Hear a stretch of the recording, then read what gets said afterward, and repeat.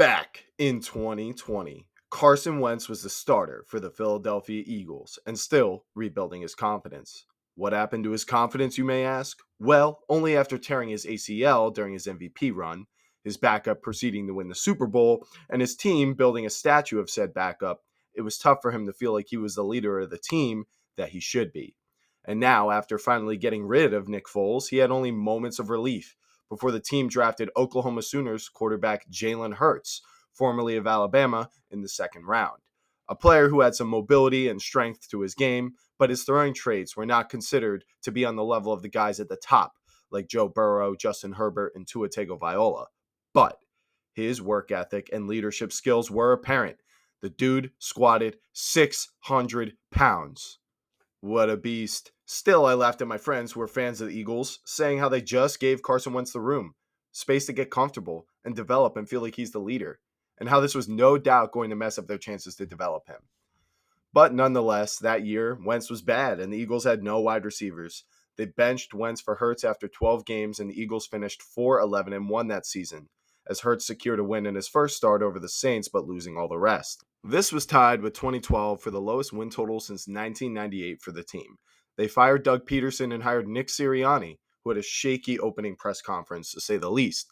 Wentz probably left thinking, they're going to regret this, as he joined the Colts, and I thought the same thing.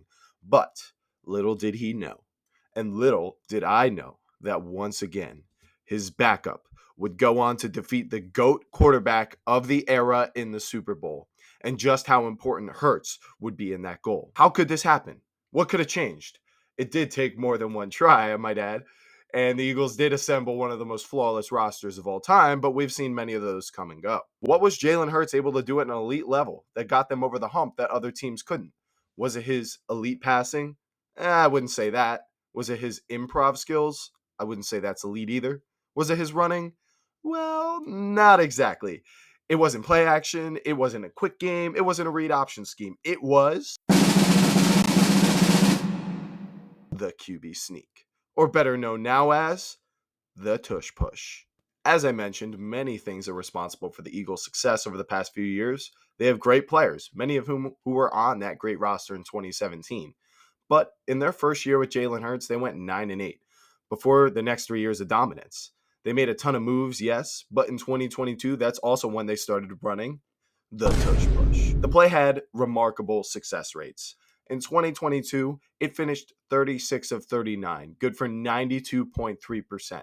In 2023, they converted 88%, and in 2024, they ran it 48 times, converting 39 of their attempts. I doubted their success in 2022, but even I began to notice the clear advantage this gave them, as did everyone else. As long as they got the 4th and 1, they basically got a first down. They only needed 9 yards for a first down 8 or 9 times out of 10. Mix that with long drives and punishing defense, and you've got yourself a championship formula, as long as you've got the lead. Other teams have had a chance to run this play since 2022, and this is the 4th down conversion rate of every other team. So here you can see at the top, only one team in the NFL has a higher overall 4th down conversion rate than the Eagles do at 87%, which actually beats out the Eagles' 4th and 1 conversion rate in 24 of 81%. Now, what do you notice about all these teams at the top? We got the Commanders, the Bills, and the Chiefs. They all have elite quarterbacks. Jaden Daniels, Josh Allen, and Patrick Mahomes all bring something to the table on 4th down when it comes to improv skills or scrambling or just doing it on their own in their own special way. Josh Allen, he's big and strong. Jaden Daniels is quick and fast and slippery, and Mahomes can kind of do a little bit of both. Clearly, they're all great at it. But Jalen Hurts and the Eagles are able to stay up here at this high conversion rate because they run the Tush Push. And if you didn't notice already, all 4 of these teams were the teams that were in the conference championship this year. So you see just how important this is to teams. Plus, it's not only effective on 4th and 1, but near the goal line as well. If they get within 3 yards, there is a good shot that if they run that play twice, that they're going to score. Fun fact, Saquon Barkley had just one 1-yard rushing touchdown all season. So that really goes to show just how reliable this play was for them when it came to scoring. And this might be even more beneficial than the 4th down conversions, as they can finish off these long drives with touchdowns, go for 2 more effectively, and this allows them to stay consistent. they could always rely on the good old Tush Push. They took down Mr. Inevitable, the current GOAT in the Super Bowl, scoring the first points of the game with this play. Even in the Super Bowl, Steve Spagnuolo, who stopped Tom Brady with what is considered to be the most perfect team of all time, still had no answer for this play. So the Eagles are still clearly the best in the league at running this, and there has to be a reason why. Well, they do have a top 3 O line over the past 3 years. All of their players are big except for Devontae Smith, and Jalen Hurts does squat 600 pounds, but they also run it a certain way that rubs people the wrong way. The line gets as low to the ground as they can, and they wedge themselves all down towards the center where the ball is snapped, and everyone behind Hurts basically grabs him and pushes him over their backs. Of course, Hurts is driving his legs, but it's just perfect because even if he gets pushed back or down, he's not going to hit the ground. The linemen don't just allow themselves to separate. So Saquon Barkley, A.J. Brown, and Dallas Goedert can just keep pushing Hurts until they win, like almost a reverse tug-of-war match. Instead of pulling, you're pushing. You can even notice some rather unusual solutions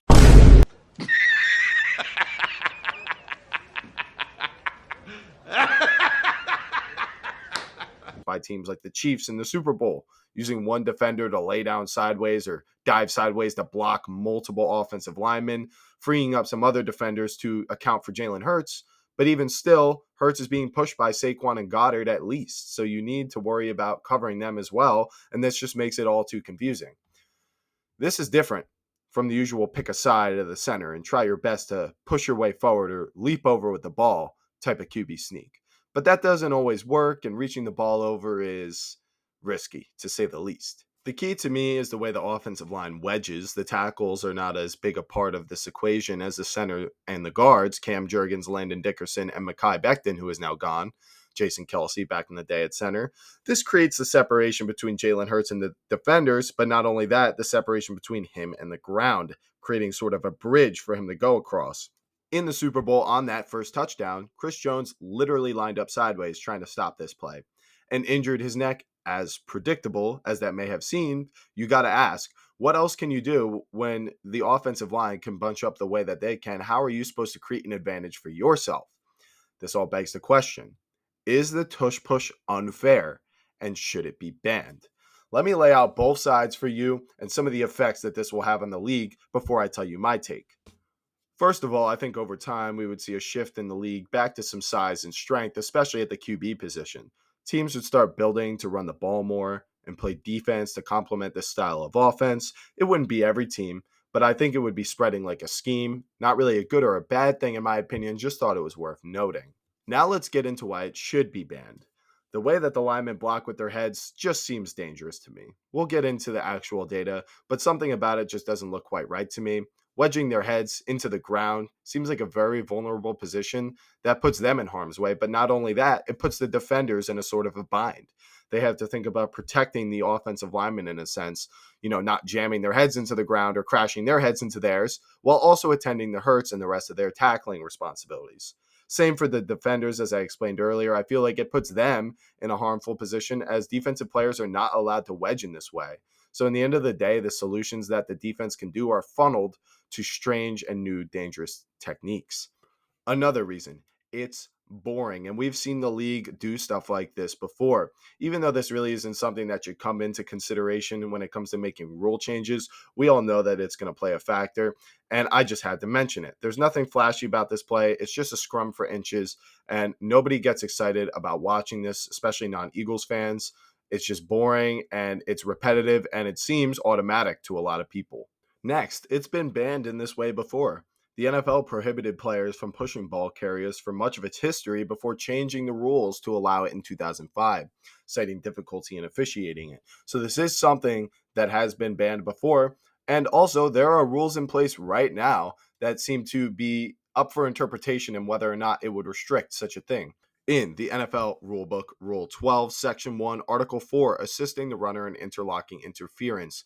No offensive player may pull a runner in any direction at any time. That's not happening here, but this maybe could be depending on your interpretation. Use interlocking interference by grabbing a teammate or by using his hands or arms to encircle the body of a teammate in an effort to block an opponent. Or push or throw his body against a teammate to aid him in an attempt to opponent or to recover a loose ball. So, to me, these rules are definitely aimed to stop blockers on the move, stop them from doing the moving wedge. But shouldn't it apply here also? This is not like a double team. They know what they're doing. They are pushing against each other as much as they are pushing forward in order to maintain that bridge for Jalen Hurts to lay across. And this last one right here, it's sort of iffy, but I would say it kind of looks like a chop block because if it's at the goal line and the defense lines up low to the ground like that, if the defenders just stood up and allowed the offensive lineman to barrel through their shins, would the entire offensive line not get called for a chop block? Since A.J. Brown and Dallas Goedert are also pushing Jalen Hurts higher up, I would be wondering why this isn't considered a sort of chop block, a high-low. So why haven't defenses tried to attempt to draw a penalty this way? Probably because it's way too dangerous to do something like that. And a guy like that could tear his ACL or break his leg with those 330-pound Eagles offensive linemen, a combined 1,000 at the snap of the ball. Going directly into your shins, you can't even try to draw a penalty because it's too dangerous. It's like a game of chicken. The defender would just stand there and the lineman would look up like, don't make me do it, man.